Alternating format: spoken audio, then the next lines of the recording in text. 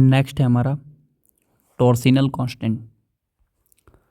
तो अभी तक हम लोग के टॉर्सिनल कांस्टेंट के बारे में जो जानते आ रहे हैं वो सिर्फ एक छोटी सी चीज़ थी कि जैसे हमारे पास एक इस तरह का वायर होता है सीलिंग के साथ, इस तरह से वायर अटैच्ड होता है ऐसे, और इस तार को हम क्या करते हैं कि इस वाले एंड को पकड़कर हम ऐसे रोटेट करते हैं बाय एंगल थीटा। जब इसको हम थीटा रोटेट करते हैं, this theta is called angle of twist. तो इस वाले तार के नीचे वाले एंड को पकड़ के ऐसे ट्विस्ट करते हैं, मरोड़ते हैं। ट्विस्ट करने का मतलब मरोड़ना, ठीक है। तार को जब हम मरोड़ते हैं, ऐसे घुमाते हैं, तो ये तार जो है इसके अपोजिट डायरेक्शन में, ट्विस्ट के अपोजिट डायरेक्शन में एक टॉर्क क्रिएट करता है, रीस्टोरिंग टॉर्क। ऑफ कोर्स जब हम इस तार को ऐसे मरोड़ेंगे, ऐसे ट्विस्ट करेंगे, तो तार के पास खुद एक प्रॉपर्टी होगा कि वो अपने शेप साइज ज्योमेट्री को गेन करना चाहेगा। तो उसके अपोजिट डायरेक्शन में, जिस डायरेक्शन में हम इसको ट्विस्ट किए हैं उसके अपोजिट डायरेक्शन में एक रीस्टोरिंग टॉर्क लगता है, और वो restoring torque directly proportional to a angle of twist होता है। और अगर इस प्रोपोर्शनलिटी को हटाएंगे तो आएगा हमारे पास c into theta, and c is called torsional constant.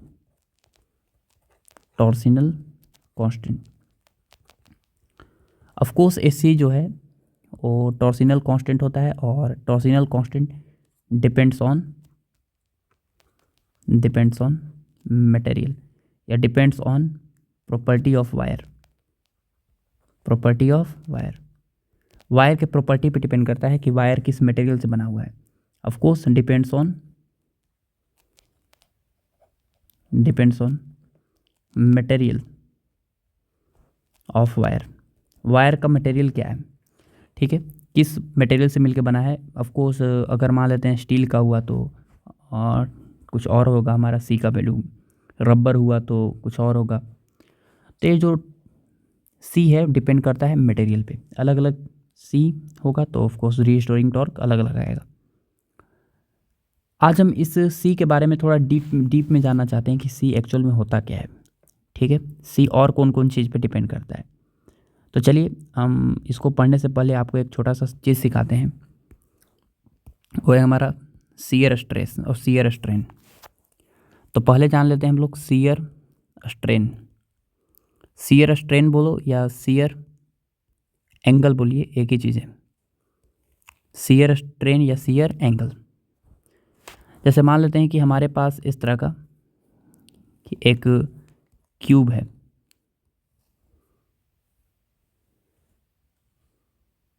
इस तरह का,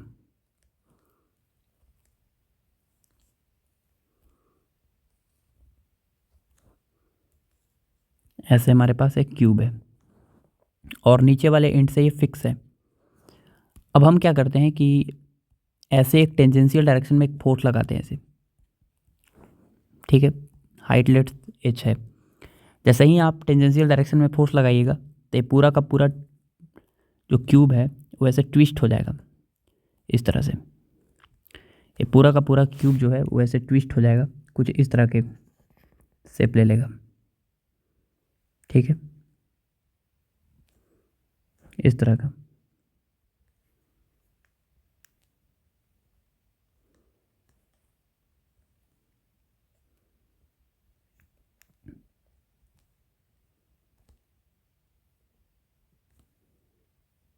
ऐसे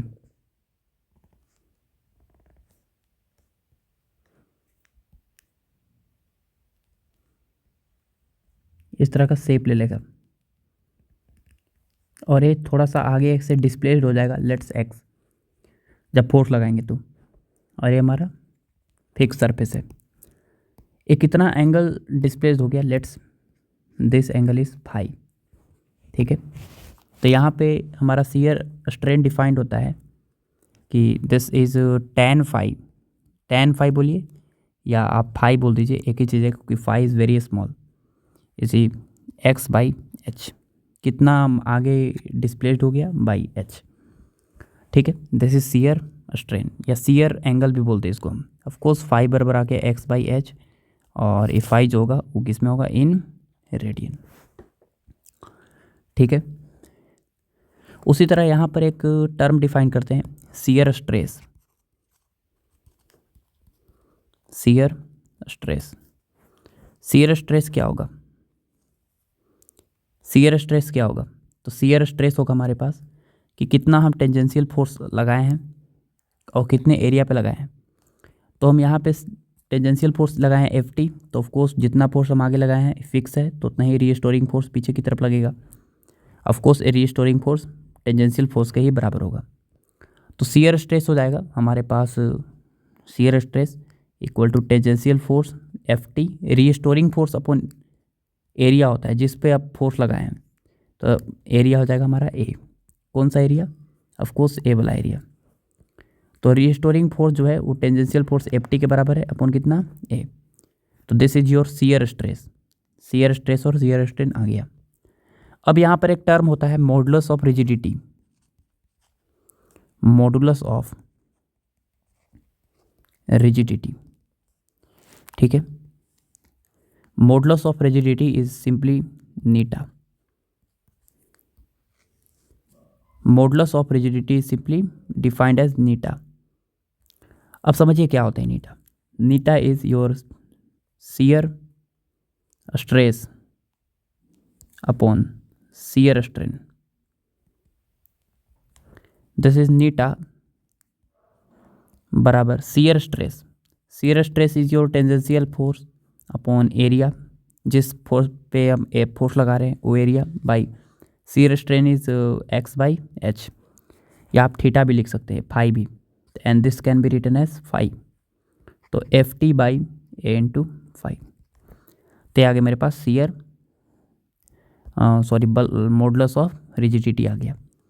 ठीक है, जैसे मान लेते हैं कि अगर एक एग्जांपल करते हैं, जैसे लेट्स हमारे पास एक एग्जांपल है कि यहाँ पे एक क्यूब है। लेट्स मान लेते हैं कि यहाँ पर ऐसे क्यूब है, ऐसे क्यूब है, और इसके लेंथ L है, ब्रेथ B है, और ऐसे हम टेंजेंशियल फोर्स लगाए Ft। तो अगर हम आपसे पूछे कि बताइए यहाँ पे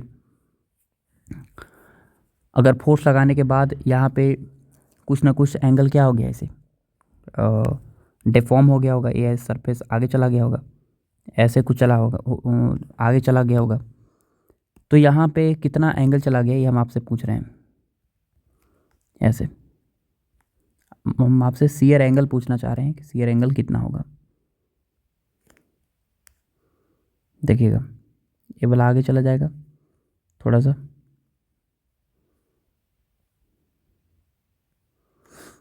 तो ए वाला एंगल हम आपसे पूछना चाह रहे हैं फाई कितना होगा। तो टेंजेंशियल फोर्स लगा है F, तो F/L इंटू बी, और मॉडुलस ऑफ रिजिडिटी इस मटेरियल का दिया हुआ है नीटा। तो बताइए बाई कितना, बाई फाई बराबर of course modulus of rigidity कितना दिया है, नीटा। तो यहाँ से फाई का वैल्यू आ जाएगा F/LB इंटू नीटा। ठीक है, यहाँ पे मान के चल रहे हैं कि फाई इज़ वेरी स्मॉल। ठीक है, चलिए आगे चलते हैं। जैसे मान लेते हैं कि एक और सवाल है कि हमारे पास एक ऐसे, अब सवाल थोड़ा सा अच्छा है, इस तरह के हमारे पास इस तरह का यहाँ पे नीचे एक रिंग है, नीचे हमारे पास ऐसे एक रिंग है,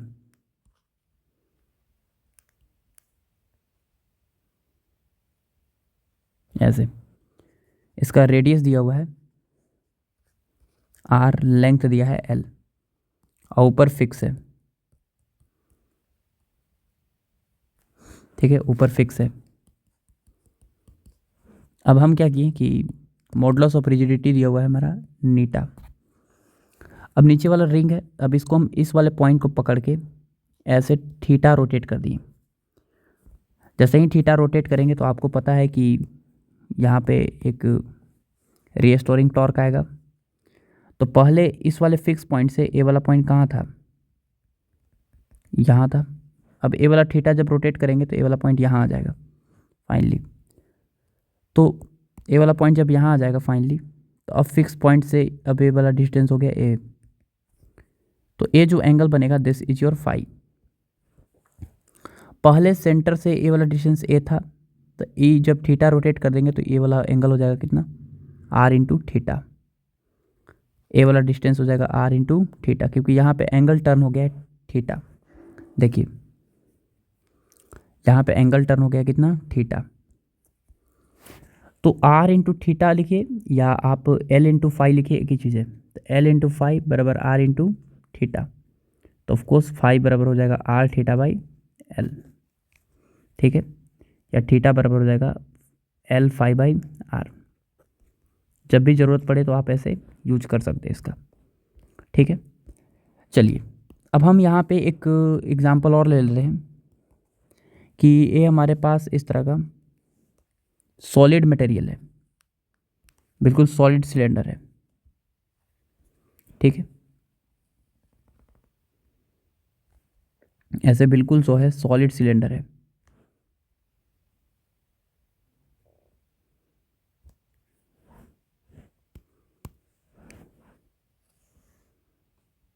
ऐसे सॉलिड सिलेंडर है, इसका पूरा सॉलिड है ये। This is solid cylinder, length L है। दिस इज सॉलिड सिलेंडर, ठीक है, लेंथ एल है और रेडियस इसका आर दिया हुआ है, रेडियस आर है, ठीक है। सवाल है फाइन, वही हमको फाइन करना है। इसको हम क्या करते हैं कि पहले समझिए क्वेश्चन क्या है, उसके बाद हम लिखेंगे क्या फाइन करना है। पहले वाला सेंटर ए था हमारा, ऐसे ए वाला पॉइंट को हम क्या किएंगे, ऐसे रोटेट कर दिए बाई एंगल थीटा, ठीक है। सवाल है फाइन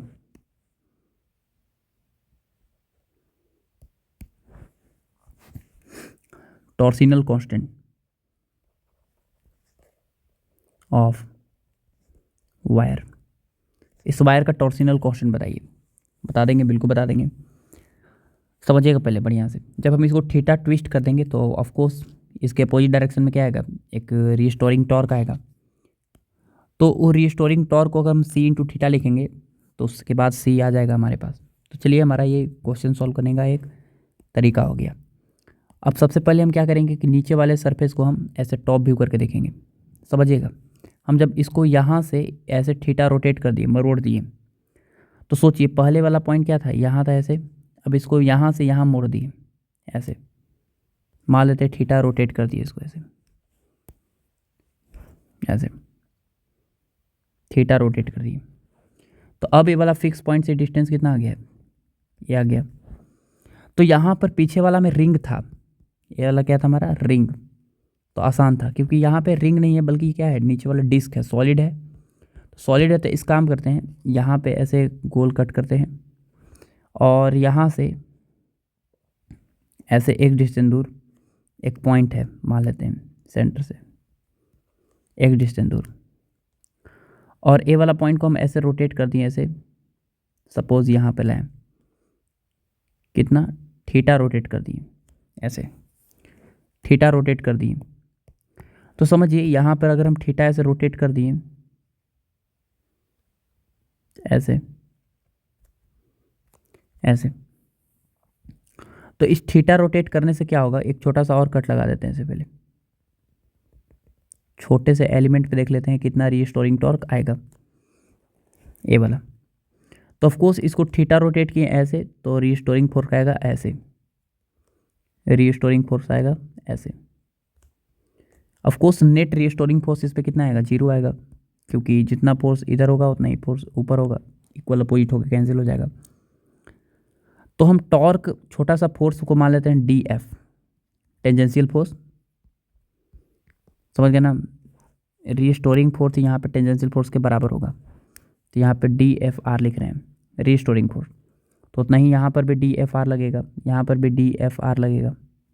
क्या है डी रीस्टोरिंग फोर्स लिख सकते हैं? बिल्कुल लिख सकते हैं। देखिएगा यहाँ पे कि जब हम इसको ऐसे मरोड़े हैं, यहाँ से यहाँ लाए हैं, तो बताइए कि यहाँ पे अगर एक छोटा सा और फिगर बना लें,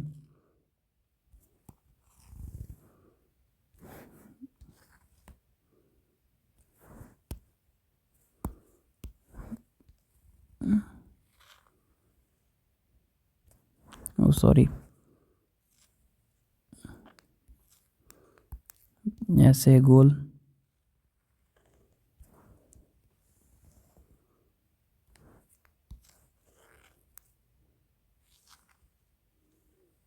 ऐसे पॉइंट, तो समझिएगा कि पहले ये वाला फिक्स पॉइंट यहाँ पे था, ये वाला फिक्स पॉइंट यहाँ पे था। हम यहाँ से एक डिस्टेंस दूर वाला पॉइंट देख रहे हैं ऐसे सेंटर से, तो पहले ये वाला पॉइंट यहाँ पे था ऐसे ऐसे। अब हम इसको ऐसे थीटा मरोड़ दिए वाला, तो ये वाला पॉइंट ऐसे यहाँ उठ के यहाँ आ गया। तो जब उसको थीटा मरोड़ दिए तो ये वाला पॉइंट यहाँ उठ के आ जाएगा, तो ये डिस्टेंस हो जाएगा। अब ऐसे आपको दिख रहा होगा कि यहाँ पे कुछ ना कुछ एंगल ट्विस्ट हो गया, let's five of course d phi लिखेंगे, छोटा सा एंगल ट्विस्ट हुआ होगा। अब बताइए यहाँ पे डी फाई है and this is your length L and this is your theta. तो बताइए ए वाला हो जाएगा x into theta, x into theta, छोटा सा हम ट्विस्ट किए हैं एक्स इंटू थीटा। तो एक्स इंटू थीटा जो होगा, एक्स इंटू थीटा वो बराबर होगा एल इंटू फाई के। जहाँ फाई क्या है हमारा, डी फाई की जगह फाई ही लिख लीजिए, कोई दिक्कत नहीं है, ऐसे छोटा सा एंगल होगा। तो फाई इज इक्वल टू हो जाएगा मेरे पास X into theta by L. ये हमारे पास क्या आ गया, स्ट्रेन आ गया, स्ट्रेन। ठीक है, फिक्स पॉइंट से जो एंगल टर्न होता है उसी को तो स्ट्रेन बोलते हैं। तो ये वाला पॉइंट क्या है हमारा, फिक्स, पहले यहाँ था अब ऐसे हो गया, तो ये स्ट्रेन आ गया मेरे पास। ऑफ कोर्स ये स्ट्रेन जो है फिक्स नहीं है, बल्कि एक्स पे डिपेंड कर रहा है। जैसे जैसे हम एक्स बढ़ाएंगे वैसे वैसे स्ट्रेन भी क्या होगा, बढ़ेगा। ठीक है, स्ट्रेन बढ़ेगा। अब सोचिए अगर कि हम यहाँ पे रीस्टोरिंग फोर्स अगर हम आपसे पूछे कितना होगा नेट, तो नेट तो जीरो होगा। हम ये वाला रीस्टोरिंग फोर्स पूछे कितना थिकनेस पे, डी एक्स थिकनेस पे, तो restoring force D x thickness पे आएगा कितना। आप बोलिएगा डी एक्स थिकनेस पे रीस्टोरिंग फोर्स निकालने के लिए आप दिया हुआ है मॉडुलस ऑफ रिजिडिटी, तो ए वाला यूज करते हैं। तो eta is equal to shear stress upon shear strain. आप बोलिएगा D F R upon area, area होगा छोटा सा D A upon strain, strain is your phi. तो यहाँ पे कितना आ जाएगा, तो डी एफ आर आ जाएगा मेरे पास नीटा फाइव इंटू डी ए। तो रीस्टोरिंग फोर्स आ जाएगा कितना, रीस्टोरिंग फोर्स आ जाएगा eta phi is your X theta by L into D A, इसका area, area is 2πx into D X. इस वाले रीजन का आप एरिया निकालिएगा तो आएगा 2πx इंटू डी एक्स। अगर हमको टोटल नेट फोर्स चाहिए, रीस्टोरिंग फोर्स टोटल, तो टोटल तो जीरो आएगा, वेक्टर सम करेंगे तो। अगर हम यहाँ इंटीग्रेट कर देंगे तो नेट फोर्स कितना आ जाएगा, जीरो। तो हम क्या करते हैं कि इसको ऐसे लिखते हैं, समझिए कि फोर्स हमको नहीं निकालना है, हमको टॉर्क निकालना है। रीस्टोरिंग टॉर्क कितना होगा, तो रीस्टोरिंग टॉर्क होगा छोटा सा डी टाउ बराबर force into perpendicular distance. Perpendicular distance is your X, X distance दूरना है। तो यहाँ पे टॉर्क ऐसे, यहाँ पे टॉर्क ऐसे, यहाँ पे टॉर्क ऐसे, यहाँ पे टॉर्क ऐसे। तो परपेंडिकुलर डिस्टेंस हमेशा कितना है, रीस्टोरिंग फोर्स और परपेंडिकुलर डिस्टेंस के बीच में एंगल 90 डिग्री है, तो इंटू एक्स। तो डी टाउ बराबर of course restoring force is eta X theta by L 2πx D X into X. यहाँ पे डी टाउ आ जाएगा मेरे पास eta into theta into 2π eta into theta by L into X cube into कितना D X. ठीक है, X cube into D X. ठीक है, डी थीटा नहीं डी एक्स। अगर हमको टोटल टॉर्क चाहिए तो आप टोटल टॉर्क निकालने के लिए डी टाउ को इंटीग्रेट कीजिए, तो 2 pi eta theta upon L two X cube into D X. Integrate कहाँ से कहाँ, तो इंटीग्रेट करेंगे, देखिए कहाँ से कहाँ समझिएगा, यहाँ से कट करेंगे कहाँ तक, यहाँ तक, तो उसको जीरो से लेके रेडियस दिया हुआ था आर, तो टाउ इज इक्वल टू आ जाएगा 2 pi eta theta by L into R के पावर 4/4। तो यहाँ से 2 बार में कट जाएगा और हमारे पास टॉर्क इक्वल टू आ गया, restoring torque equal to eta pi R के power 4/12 into theta, and this is term is your torsional constant C, and torsional constant C is become neta and C is your theta, C in times theta, so C is your torsional constant and C is your neta pi r का power 4/12. So this is your actual answer, and neta are different for different materials. R is radius of the cylinder, of course radius is more, then C is also high, radius is small, then C is also low. Length is high, then C is small, and length is small, then C is your high. And C is also depends on neta. C depends on neta and neta depends on material. For different materials, modulus of rigidity are different, and torsional constant are also different. So this is the actual proof of torsional constant. This proof describe you that how torsional constant depends on different types of parameters like radius of wire, length of wire, material of wire. I hope you understand. If this video you get free feel